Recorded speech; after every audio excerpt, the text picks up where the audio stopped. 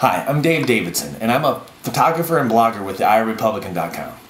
I'm also stuck on Huck, and so when I saw the lead story today, say, Huckabee's losing strategy, of course I read the article by my colleague Kevin Hall.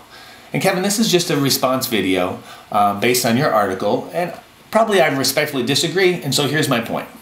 The first 3 words of your article was forget the polls. Whoa, stop right there. If we're going to forget the polls, we might as well forget the blogs too, buddy. Which polls do you want us to forget about Mike Huckabee over the last year? There's been over 100 that he's won. Well, I'm not going to forget the polls until he maybe starts dipping down into second place. Not dripping because it's raining outside right now.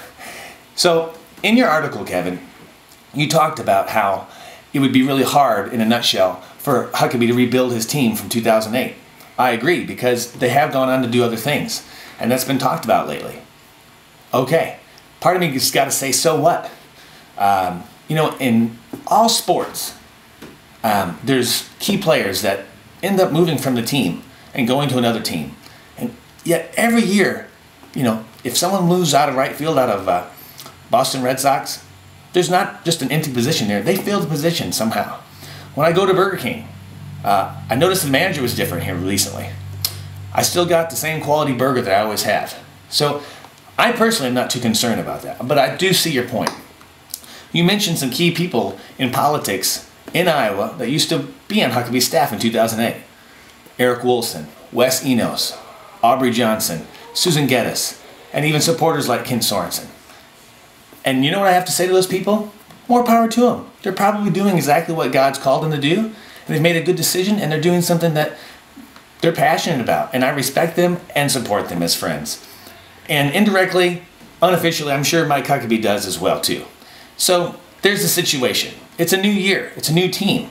You know, people kind of question the Bulls' chances back here years ago after Michael Jordan led the team to 3 victories. And he went to a baseball team and didn't do things the way the press and the pundits and the fans would have liked him to. But he came back and he won 3 more championships.